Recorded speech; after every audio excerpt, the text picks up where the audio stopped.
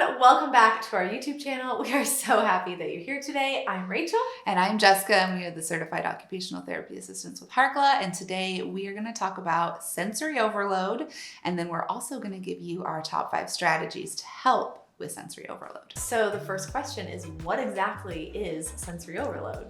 So sensory overload happens when your brain and your body cannot process all of the sensory information coming at you from your environment, and you have an adverse reaction. Now, that adverse reaction can look different for everyone, and most of the time it does look different depending on your specific sensory needs. So we all have moments of sensory overload where we just can't process something that's in the environment. For example, maybe you're at home and the TV is on and your child is screaming and you just start to get really anxious because of all that auditory input. That is a sign of sensory overload. So for children who have maybe sensory processing challenges or an actual diagnosis of sensory processing disorder, that sensory overload is going to look different for every child depending on their unique sensory system. But it might be an overreaction or that overload to sensory input that, most of us don't feel like they should be having that overreaction to, or it shouldn't be overloading to them. Yeah, so some examples would be a child who gets overloaded from auditory input at the swimming pool, where most children can modulate and tolerate all of that noise at the swimming pool, but this child really struggles with that auditory input and gets overloaded from it. Or maybe they're on a swing and they're going really fast, or they're spinning and they're having that overreaction to the vestibular input. Maybe they get angry afterwards, or maybe they vomit or get really dizzy, or maybe they just don't have an appropriate reaction at all. Another example would be a child who can't tolerate certain clothing textures or seams or tags on their clothing, things that the rest of us can tolerate just fine, but this child really struggles to tolerate that tactile input, and their tactile system gets overloaded and they can't tolerate those clothing items. Another example is, think about an amusement park or a grocery store, and there's lights and there's busy things moving all over in the environment, for lack of a better term, but that's a lot of visual overload, and sometimes, kids just shut down or melt down because they can't process that visual input that they're receiving. Yet another example is going to be the cafeteria at school and a child who cannot tolerate or modulate all of the olfactory input, so all of the different smells that are coming at them in the cafeteria, and they get overloaded from all of that olfactory input. So going along with the school setting, think about the playground. A child might get overloaded by just trying to climb up to the top of the playground, trying to climb up the slide or go down the slide. There's a lot of proprioceptive input, vestibular input that can be overloading, even visual input too. If there are kids running around and it's busy and there's balls getting thrown at them and hot lava monsters, and there's so much going on the playground at any given time, so that can be very overloading as well. So there's quite a few examples of sensory overload, but you might see it all over the place. So just put your sensory goggles on and try to identify those activities or those certain items that cause your child to be overloaded with sensory input. So one thing that we want to break down a little further is when we say can't tolerate, we mean that they are struggling to process and modulate and have an appropriate adaptive response to this sensory input. So it's challenging for them to tolerate the sounds, the textures, the feelings, the movement, and they're just struggling to get that input and then have an appropriate response. So if they get that auditory input, they're going to listen, they're going to modulate, they're going to have an appropriate response. But maybe not very adaptive response would be covering their ears or screaming or running away. So hopefully that clears that term up a little bit. Yeah, that sensory overload is going to significantly impact your child's ability to get through their day for just daily life tasks. So if your child does experience sensory overload, we want to give you our top 5 strategies to help. All right, the first step, the first tip, this is my favorite, is proprioceptive input. We always say, when in doubt, prop it out. But first, heavy work. Those are our fun reminders to get you to put those sensory goggles on and remember to get that heavy work input. So proprioception, it is one of our hidden senses, but also it's kind of the all regulating, all grounding sensory system. So when we can provide that deep pressure input in a variety of ways that we'll go over, it can help to like override that sensory overstimulation. It's a lot of terms, a lot of words that I just put a lot out there. of words.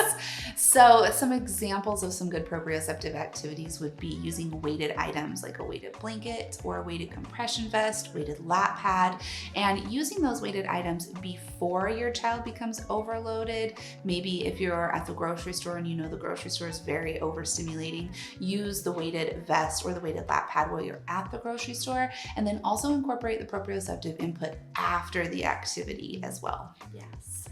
So going along with that, anything compression, stretching of the joints, muscles, and tendons is going to provide that proprioceptive input. So think weight-bearing activities like doing animal walks or animal crawls, chair push-ups, chewing gum like I'm always doing, things like that, because you have receptors all throughout your body and you can get that deep pressure in a ton of different ways. Yeah.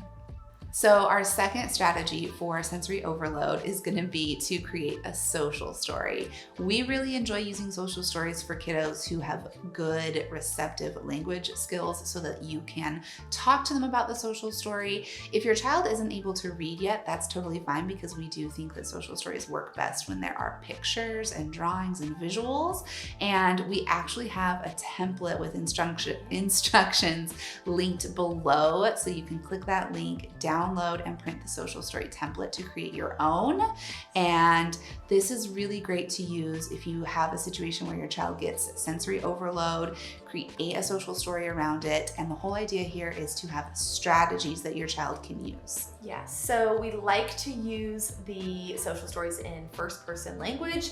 So an example, if a child maybe is struggling to go into the bathroom because it's really loud, we can start the social story by saying, "It makes me feel anxious and uncomfortable going into the bathroom because it is so noisy." And then from there, you break it down and you work through strategies and tools that they can use in order to help them get through that challenging, overstimulating task. So you're not letting them avoid the task, you are helping by giving them strategies to get through the task, have a more appropriate adaptive response, and then carrying on with their day, hopefully less overstimulated.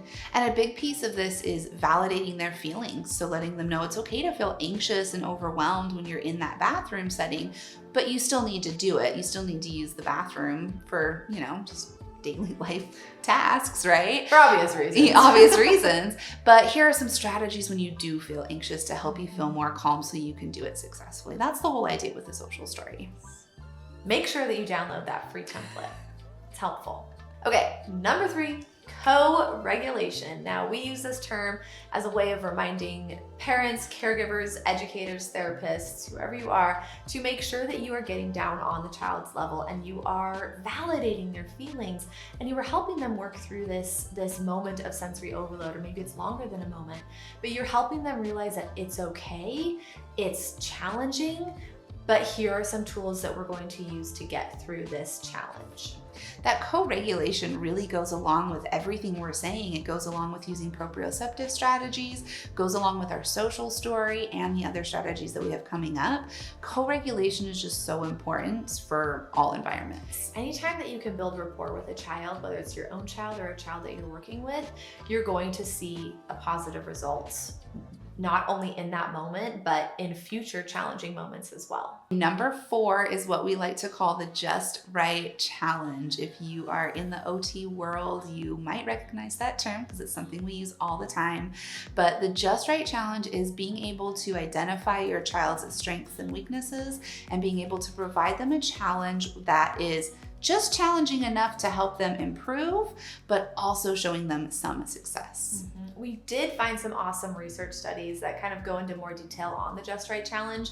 for these kiddos. So we'll link those in the description below so you can check those out if you want to nerd out with us and get on the research jumping. No, what do I say? The research train? Yeah, that's what it was. Okay. So just a quick note about the Just Right Challenge as well, though. If we look at the example we used for the social story of using the public restroom that's just so loud that the child can't tolerate that noise, we kind of have to identify, is continuing to push them to use the public restroom going to be beneficial for them? Is it providing them the Just Right Challenge when we also have strategies for them? Or is it something that maybe we don't need to push them to do? This is very individualized for every child, every family, just finding that healthy balance between the challenge and where they're going to be successful. I love that. But also, you're not going to figure out the Just Right Challenge the first time that you're working through this sensory overload. It's going to take practice and repetition and learning and experimenting throughout the different activities that maybe provide their child with sensory overload to really figure out what the Just Right Challenge is, how to use it, and where to push and where to pull back. Number 5, we want to recommend using a sensory diet or a sensory checklist or a sensory lifestyle, whatever you want to call it, but we want to make sure that you are incorporating these challenging and preferred sensory-based activities into the child's daily routine. Yep, so a sensory diet is really just an individualized plan of activities for a person who needs that extra sensory input. We all have sensory diets. We all use sensory diets even without realizing it. We chew gum, we fidget, we tap our foot, we take a walk, we drink coffee. Like, everything you do to help you feel good throughout your day is your sensory diet. But for our sensory kids who experience sensory overload, we need to be a little bit more specific and aware of what sensory activities we're incorporating into their day to help them feel good throughout the day. We actually have more resources on sensory diets. We have a lot. Check them out. We will link them all in the description below. We've got free webinars, we have courses, we have handouts, we have all the things to get your sensory diet, your sensory lifestyle figured out and implemented. Just a friendly reminder, we always recommend seeking out an occupational therapy evaluation. Get a referral from your pediatrician if you are experiencing concerns about any of the things we talk about in our YouTube videos. Yep, while our YouTube videos and our podcasts and social media are all very helpful, in-person therapy is truly the best way to go. Nothing replaces that. So get a referral from your pediatrician and find a therapist that specializes in sensory integration and get some more help. There you have it. There is our 5 favorite strategies for helping with sensory overload. Make sure you subscribe to the YouTube channel because we come out with a new video every Tuesday and you don't want to miss out. But also, if you're subscribed and we throw out a bonus YouTube episode, you won't miss it. Make sure that you follow us on social media as well. We love hanging out on Instagram. You can find us at Harkla_family, as well as at All Things Sensory Podcast. And you can see the behind the scenes, you can see our podcast episodes, you can see our products, everything that we have to share. We love sharing it there. And speaking of the podcast, go to any free podcast platform and listen in at All Things Sensory. That's where we share things like this. Yeah. Things like this, just in audio form.